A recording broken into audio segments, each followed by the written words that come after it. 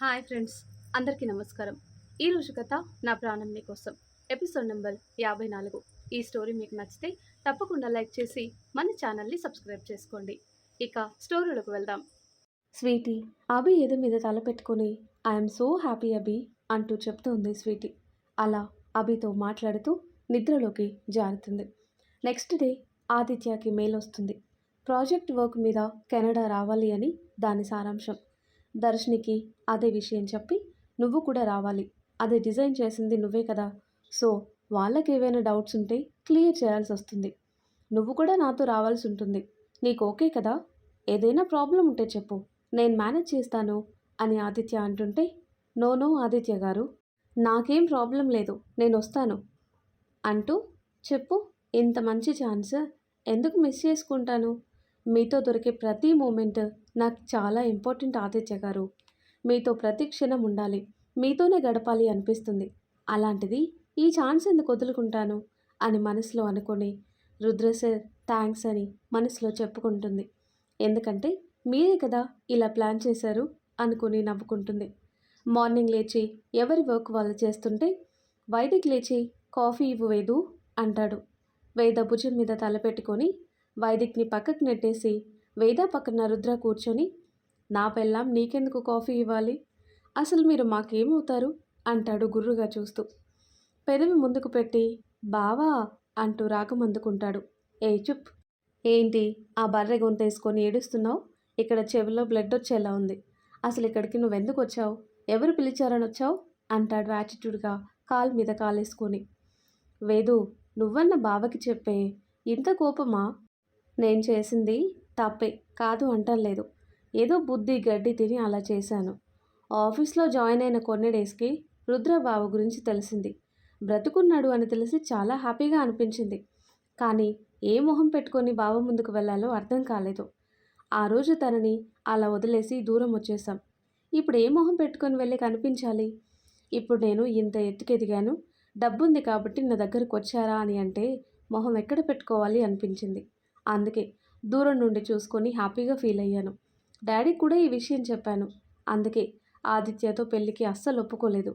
కంపెనీకి వేద పేరు పెట్టావంటే నీ మనసులో వేద ఉంది, ఎప్పటికైనా వేద కోసం వెతుక్కుంటూ వస్తావని మాకు అర్థమైంది. అందుకే పెళ్ళికి ఒప్పుకోలేదు బావా. ఐఎమ్ సారీ, తప్పైపోయింది. నీ కాళ్ళు పట్టుకుంటాను. నువ్వు నన్ను పరాయివాడిలాగా చూస్తుంటే మనసుకి బాధగా ఉంది, తట్టుకోలేకపోతున్నా అంటాడు బాధగా. బావా, ఈ ఒక్కసారికి అన్నయ్యని ఎక్స్క్యూజ్ చేయొచ్చు కదా అని ముద్దుగా క్యూట్గా అడుగుతుంది వేద, అన్న బాధని చూడలేక. ఏంటే, మీ అన్న కోసం బోర్డు రికమెండేషనా? వీటిని చూస్తే నాకు మామూలుగా కాలటం లేదే అంటూ వైదిక్ని ఒంగోబెట్టి గుద్దుతుంటే, అంత కాలుతుందా బావా? పక్కన నా చెల్లి ఉంది కదా, నీ వేడిని చల్లార్చుకో అంటూ రుద్ర దెబ్బలు తప్పించుకోవటానికి పరుగులు పెడుతుంటాడు. నీ సిగ్గులేదు బే నీకు, ఆగరా, ఈరోజు నా చేతిలో అయిపోయావంటూ వైదిక్ వెనుక పరిగెత్తుతో కొడుతుంటాడు. వాళ్ళని చూసి అందరూ నవ్వుతుంటారు. దియా కూడా కిలకిలా నవ్వుతూ, మమ్మా అతనెవరు అని అడుగుతుంది వైదిక్ని చూపిస్తూ.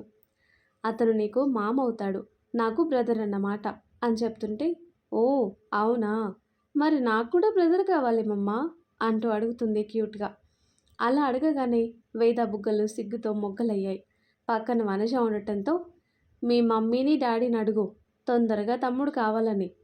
ఓ అమ్మమ్మ, ఇప్పుడే వెళ్ళి అడుగుతాను అంటూ వేద ఒళ్ళో నుండి దిగి డాడీ అంటూ రుద్ర దగ్గరికి వెళ్ళి, నాకు బ్రదర్ కావాలి అంటుంది. అలా దియ అడగగానే వైదిక్ని కొట్టేవాడు కాస్త ఆగిపోతే, దియ మాటలకి వైదిక్ పక్కన నవ్వుతూ, అదిగో బావా, నా కోడలేదో అడుగుతుంది కదా, ముందు దాని సంగతి చూడు, నా సంగతి తర్వాత చూడొచ్చు, ముందు తను అడిగిన దానికి సమాధానం చెప్పు అంటాడు ఆట పట్టిస్తూ. నీ బామ్మర్ది నీ సంగతి తర్వాత చెప్తా, ఉతికేస్తా ఆగు అని దియాని దగ్గరికి తీసుకొని, ఇప్పుడు ఎందుకు అలా అడుగుతున్నావు ప్రిన్సెస్ అంటాడు. మరేమో స్వీటీ అత్తకి బ్రదర్ ఉన్నాడు, మమ్మీకి బ్రదర్ ఉన్నాడు, మరి నాకు కూడా బ్రదర్ కావాలి అని ముద్దు ముద్దుగా అడుగుతుంది. అబ్బా, నువ్వు సూపర్ బంగారం, మీ డాడీని అలాగే గట్టిగా అడుగు, తొందరగా తమ్ముడు కావాలని దియాని ఇంకా రెచ్చగొడుతుంటే, వైదిక్ పొట్టలో 4 పంచులిచ్చి, చిన్నపిల్ల ముందు ఏం మాట్లాడాలో కూడా తెలియదా బే నీకు అంటూ దియాని ఎత్తుకొని వేద పక్కన కూర్చుని, తమ్ముడు కావాలా? వస్తాడు తొందరలో, కొన్ని డేస్లో. ఏ శ్రీ, అంతే కదా అంటూ కళ్ళెగరేస్తుంటే, "హ్మ్, అంతే" అంటుంది చిన్నగా సిగ్గుతో. నీకు తమ్ముడు మాత్రమే కాదు, బావ కూడా కావాలి కదా. వెళ్ళి వైదిక్ మామని అడుగు. నాకు అత్త ఎప్పుడొస్తుంది, నాతో ఆడుకోవటానికి బావ ఎప్పుడొస్తాడు అని అడుగు బంగారం అంటాడు వైదిక్ని చూస్తూ. అబ్బా బావా, నన్ను ఇలా ఇరికించావు కదా అనుకొని రుద్ర అత్త అనగానే రోజీ వైదిక్ కళ్ళలో మెదులుతుంది.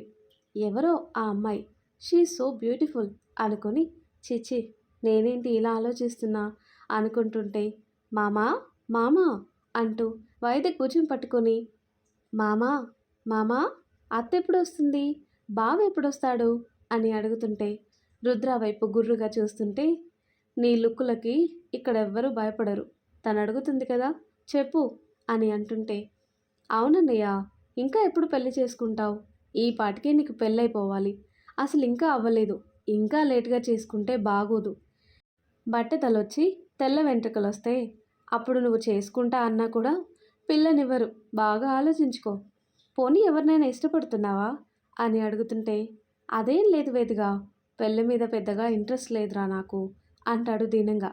ఏ ఏ మాయరోగం, కొంపదీసి ఏమైనా ప్రాబ్లమా అంటాడు వస్తున్న నవ్వు ఆపుకుంటూ. బావా అంటూ పళ్ళు కొరుకుతూ కోపంగా చూస్తుంటే, మరి పెళ్ళొద్దంటే అదే అనుకుంటారు బామ్మర్ది అంటాడు కన్ను కొడుతూ. బావా ప్లీజ్, నాకే రోగాలు లేవు, నువ్వు అలా చూడకు అంటాడు ఏడుపు మొహంతో. అప్పుడే రుద్రకి ఫోన్ రావటం, బయటికి వెళ్తూ, శ్రీ గట్టిగా అడుగు, మీ అన్న జాదుగాడు నిన్న ఒక అమ్మాయిని పడేసే పనిలో ఉన్నాడు, నేను చూశాను, అడుగు అంటూ ఇరికించి మెల్లిగా జారుకుంటాడు. నిజమా అన్నయ్య అంటుంటే, నువ్వు నమ్మకు వేదు, ఏదో జోక్గా అన్నాడు బావ, తన సంగతి నీకు తెలుసు కదా అంటూ టాపిక్ డైవర్ట్ చేస్తాడు. అలా కబుర్లతో నవ్వులతో అల్లర్లతో ఈవినింగ్ వరకు గడిచిపోతుంది.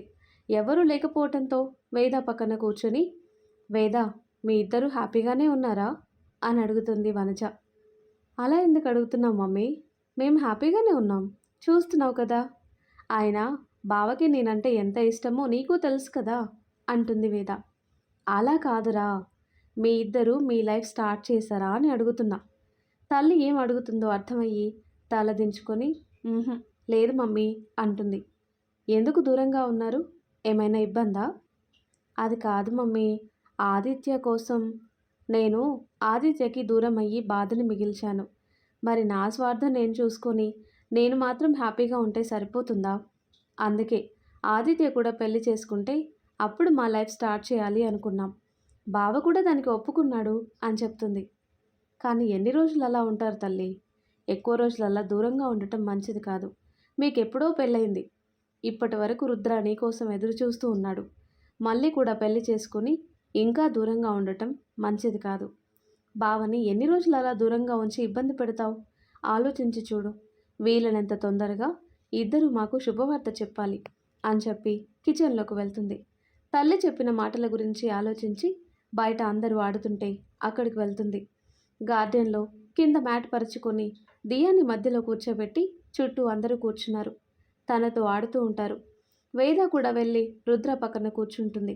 వదినా, ఈరోజు నాకు చాలా నచ్చింది తెలుసా, చాలా చాలా హ్యాపీగా ఉంది, అసలు రోజు ఎలా గడిచిపోయిందో కూడా తెలీదు, ఇల్లంతా సందడి సందడిగా ఉంది, నువ్వు రాకముందు అసలు ఇల్లు ఇలా ఉండేది కాదు, నేను ఒక్కదాన్నే ఉండేదాన్ని, అన్నయ్య నైట్ ఎప్పుడో వచ్చేవాడు, డిన్నర్ చేసి పడుకునేవాళ్ళం, మళ్ళీ రొటీన్ లైఫ్, కానీ నువ్వు వచ్చాక రోజులు ఎలా గడుస్తున్నాయో కూడా అర్థం కావటం లేదు, ఇల్లంతా ఎప్పుడూ ఇలాగే ఉండాలి అంటుంది స్వీటీ. అవునరా, స్వీటీ చెప్పింది నిజమే అంటాడు రుద్ర. అలా అందరూ కబుర్లు చెప్పుకుంటూ నైట్ డిన్నర్ కూడా అక్కడే కూర్చొని చేస్తారు. అబ్బా, ఇలా డిన్నర్ చేస్తే ఎంత బాగుందో, చల్లగా గాలి, వెన్నెల వెలుతురు, అలాగే లైట్స్ కూడా అరేంజ్ చేశాడు. అందరూ జంటలు జంటలుగా కూర్చొని మధ్యలో డిషెస్ పెట్టుకొని ఎవరికి నచ్చింది వాళ్ళు పెట్టుకొని తింటూ ఎంజాయ్ చేస్తారు. అందరి నవ్వుల మధ్య డిన్నర్ కంప్లీట్ చేసి అక్కడే పిల్లోస్ పరుపులు తెచ్చుకొని ప్రొజెక్టర్ నుండి మంచి ఫ్యామిలీ సినిమా పెట్టుకొని చూస్తూ ఉంటారు. వేదాన్ని దగ్గరికి తీసుకొని, thanks to coming to my life Sri, ఇలా రోజు ఎంత హ్యాపీగా ఉన్నానో తెలుసా, మాటలో చెప్పలేను, మన ఇల్లు ఎలా ఉండాలనుకున్నానో ఈరోజు అలా ఉంది, చాలా సంతోషంగా ఉంది. ఇదంతా నీ వల్లే. యు ఆర్ మై లక్కీ చామ్రా అంటూ వేద నుదుటన ముద్దు పెట్టుకొని వేద ఒళ్ళో తల పెట్టుకొని మూవీ చూస్తూ అలాగే నిద్రపోతాడు. సెక్యూరిటీ ఉంది అన్న ధైర్యంతో ఇంకేం భయం లేకుండా అందరూ సినిమా చూస్తూ అక్కడే పడుకుంటారు. తెల్లారి సూర్యుడు మొహం మీద పడే వరకు ఎవ్వరికీ మెలకువ రాలేదు. వేద, దియా ఇంకా స్వీటీ పడుకొని ఉండటంతో వాళ్ళనెత్తుకుని రూమ్స్లోకి తీసుకుని వెళ్లారు. మరోవైపు ఆదిత్య, దర్శిని కెనడా ట్రిప్ గురించి ఇంట్లో చెప్పి లగేజ్ ప్యాక్ చేసుకుని బయలుదేరారు. దర్శిని విండో వైపు చూస్తూ ఇందు గారు చెప్పిన మాటలు తలుచుకుంటుంది. దర్శిని, ఈ ట్రిప్కి ఇద్దరు వెళ్తున్నారు. మంచి ఛాన్స్. వాడికి దగ్గర అవటానికి ప్రయత్నం చేయి. నీ మనసులో మాట చెప్పు. ముందు కోపం వస్తుంది, కానీ తర్వాత ఎలాగైనా ఒప్పించి పెళ్లి చేస్తాం. పెళ్లి జరిగితేనే వాడిలో మార్పు వస్తుంది. లేదంటే వాడి మనసులో వేదాన్ని తలుచుకుంటూ బాధపడుతూ ఉంటాడు. బయటికి చెప్పటం లేదు కానీ వాడి లోపల చాలా ఇబ్బంది పడుతున్నాడు రా. మొన్న వేద, రుద్ర ఇద్దరు కలిసొచ్చినప్పుడు వాడి బాధ స్పష్టంగా నేను చూశాను. నా కొడుక్కి ఇంకా ఈ బాధ వద్దు తల్లి. అందుకే ఈ ట్రిప్లో మంచి టైం చూసి నీ మనసులో ఉన్న మాట చెప్పు అన్న ఇందు గారి మాటలు గుర్తు చేసుకొని తప్పకుండా చెప్తానా ఆంటీ అనుకుంటుంది. ఎయిర్పోర్ట్ రూట్ కాకుండా వేరే వైపు వెళ్ళటం చూసి ఎక్కడికి వెళ్తున్నాం ఆదిత్య గారు అంటూ అడుగుతుంది. వెళ్ళే ముందు ఒకసారి దియని చూసి వెళ్దాం. మళ్ళీ తనని మిస్ అయిన ఫీలింగ్ వస్తుంది. అందుకే చూసి వెళ్తే కొంచెం బెటర్గా ఉంటుంది అని చెప్తాడు ఆదిత్య. ఓకే ఆదిత్య గారు, దియాని చూసి వెళ్దాం అంటుంది. నేరుగా కార్ రుద్ర ఇంటి ముందు ఆపి లోపలికి వెళ్తారు. వీళ్ళు వెళ్ళేసరికి అందరూ కూర్చుని టిఫిన్ చేస్తూ ఉంటారు. ఆదిత్య రావటం చూసి ఆది, నువ్వేంటి రా లోపలికి అంటూ హ్యాండ్ వాష్ చేసుకుని ఆదిత్యకి ఎదురుగా వెళ్తుంది. నేను దర్శిని ఆఫీస్ వర్క్ మీద కెనడా వెళ్తున్నాం. అందుకే ఒకసారి దియాని చూసి వెళ్దామని వచ్చాను అంటాడు. అలాగా, ఉండు దియాని తీసుకొని వస్తాను. ఇంకా లేవలేదా మహారాణి గారు అంటూ లోపలికి వెళ్తుంది. ఆదిత్య, దర్శిని రండి టిఫిన్ చేయండి అంటాడు రుద్ర. లేదు రుద్ర, మేం చేసే స్టార్ట్ అయ్యాం అంటూ మాట్లాడుతూ కూర్చుంటే దియాని లేపి ఫేస్ వాష్ చేసుకుని తీసుకొని వస్తుంది. దియాని ఎత్తుకుని ముద్దు పెట్టుకొని గుడ్ మార్నింగ్ ప్రిన్సెస్. కొద్దిసేపు ఉండి దియాకి బాయ్ చెప్పి నేను కెనడా నుంచి వచ్చాక దియాని తీసుకొని వెళ్తాను, అప్పటి వరకు ఇక్కడే ఉండని అంటాడు. దర్శినికి ఆదిత్యకి బాయ్ చెప్పి లోపలికి వస్తుంటే రుద్ర ఏదో ఆలోచనలో ఉండటం చూసి వాట్ హ్యాపెండ్ బావా అంటుంది. నథింగ్ రా, ఈ జర్నీ వాళ్ళని కలిపితే బాగుంటుంది అనుకుంటున్నా. కొన్ని అరేంజ్మెంట్స్ అయితే చేశాను. వాళ్ళు దూరంగా ఉండకుండా ఒక్క రూమ్లోనే ఉండేలా ప్లాన్ చేశాను. అలా అయినా కొంచెం వాళ్ళు దగ్గరగా ఉంటారు కదా అంటుంటే నువ్వు సూపర్ బావా అంటుంది వేద. నెక్స్ట్ డే ఆదిత్య, దర్శిని కెనడా రీచ్ అయ్యి వాళ్ళకి అలాట్ చేసిన హోటల్కి వెళ్తారు. రూమ్ కీస్ కోసం వెళ్తే ఒకటే కీస్ చేతిలో పెడతారు. ఇంకో కీస్ అని అడిగితే ఒక్క రూమ్ మాత్రమే బుక్ చేశారు. వేరే రూమ్స్ ఏవి కూడా ఖాళీగా లేవు. ఇది అటాచ్డ్ రూమ్, 2 బెడ్స్ ఉంటాయి సార్ అని చెప్తాడు. ఇక చేసేదేం లేక రూమ్కి వెళ్తారు. దర్శిని, నీకు ఇబ్బందిగా ఉంటే వేరే హోటల్కి వెళ్దాం అంటాడు ఆదిత్య. అయ్యో, నా కోసం అంత ఇబ్బంది ఎందుకు ఆదిత్య గారు, అడ్జస్ట్ అవుతాను. మళ్ళీ వేరే హోటల్ అంటే మీటింగ్ ప్లేస్కి దూరం అవుతుంది. కరెక్ట్ టైంకి వెళ్ళకపోతే బాగోదు అంటుంది. ఇది అటాచ్డ్ రూమ్, నువ్వు నీ సైడ్ డోర్ లాక్ చేసుకో అంత ఇబ్బందిగా అనిపిస్తే. ఆదిత్య గారు, మీ మీద నాకు చాలా నమ్మకం ఉంది. లేకపోతే మీతో ఇంత దూరం ట్రావెల్ చేసేదాన్నే కాదు. మీరేం దిగులు పడకండి, నాకు ఎలాంటి ఇబ్బంది లేదు అంటూ తన లగేజ్ తీసుకొని అటాచ్డ్గా ఉన్న రూమ్కి వెళ్తుంది. ఇద్దరు ఫ్రెష్ అయ్యి కిందికి వెళ్ళి డిన్నర్ చేసి రేపటి మీటింగ్ కోసం కొంచెం ప్రిపేర్ అయ్యి రేపు ఎర్లీ మార్నింగ్ లేవాలి అని పడుకుంటారు. ఆ తర్వాత కట్ చేస్తే రుద్ర ఎద మీద పడుకొని తన మెడలో ఉన్న చైన్తో ఆడుతూ నా మీద కోపం లేదా అంటూ అడుగుతుంది వేద. నీ మీద నాకెందుకు కోపం ఉంటుంది పిచ్చి పిల్ల అంటాడు. మరేమో నేను దూరం పెడుతున్నాను కదా అందుకు. పాగలంటూ వేద తల మీద ఒక్కటేసి ఆ విషయంలో ఎందుకు కోపంగా ఉంటాను? ఎవరు చెప్పారు నీకు? అయినా భార్యాభర్తలంటే అదొక్కటేనా? నువ్వు నా పక్కన ఉంటే చాలు అనుకున్నా, అంతేకాని నీ నుండి ఏదో ఎక్స్పెక్ట్ చేసి కాదు, అర్థమైందా? అయినా అదెప్పుడు జరగాలో నాకు బాగా తెలుసు. అప్పుడు నువ్వు వద్దన్నా ఆగను. పిచ్చి పిచ్చి ఆలోచనలు పక్కన పెట్టి హాయిగా పడుకో అంటూ వేదాన్ని జోకొడుతుంటే లవ్ యూ బావా అంటూ రుద్ర ఎద మీద ముద్దు పెట్టుకొని హాయిగా నిద్రపోతుంది. ఆ తర్వాత కట్ చేస్తే ఆదిత్య, దర్శిని ఇద్దరు కూడా రెడీ అయ్యి మీటింగ్ ప్లేస్కి వెళ్తారు. వాళ్ళని విష్ చేసి కూర్చుంటారు. మీటింగ్ స్టార్ట్ అవ్వగానే ఆ ప్రాజెక్ట్ గురించి, డిజైన్స్ గురించి వాళ్ళకున్న డౌట్స్ అడుగుతుంటే ఎలాంటి తడబాటు లేకుండా చిరునవ్వుతో వాళ్ళకి ఎక్స్ప్లెయిన్ చేస్తూ ఉంటుంది. దర్శిని అలా చెప్తుంటే ఆదిత్య కూడా షాక్ అవుతాడు. ఇంప్రెసివ్, చాలా టాలెంటెడ్ అనుకుంటాడు దర్శినిని చూస్తూ. అంతా వాళ్ళకి అర్థం అవటంతో ఫుల్ సాటిస్ఫై అవుతారు. వీలైనంత తొందరగా ప్రాజెక్ట్ కంప్లీట్ చేయమని చెప్తూ వాళ్ళ కంపెనీ యానివర్సరీ ఉంది, సో మీరు తప్పకుండా రావాలని ఇన్వైట్ చేస్తారు. చిన్న స్మైల్తో షూర్ అంటూ బయటకు వస్తారు. దర్శిని, ఐఎమ్ ఇంప్రెస్డ్, చాలా బాగా హ్యాండిల్ చేసావు తెలుసా అంటూ ఆదిత్య పొగుడుతుంటే దర్శిని గాల్లో తేలిపోతుంది. థ్యాంక్స్ ఆదిత్య గారు అంటూ కారెక్కుతుంది. ఇద్దరు కలిసి వెళ్ళి బయట లంచ్ చేసి హోటల్కి వెళ్ళి రెస్ట్ తీసుకుంటారు. ఈవినింగ్ మెలకు వస్తుంది. దర్శిని ఇంకా పడుకొని ఉండటంతో వెళ్ళి లేపి కాఫీ కప్ ఇచ్చి తాగేసి రెడీ అవ్వు దర్శిని, పార్టీ ఉంది కదా వెళ్ళాలి అంటాడు. నేను రావాలా ఖచ్చితంగా అంటుంది.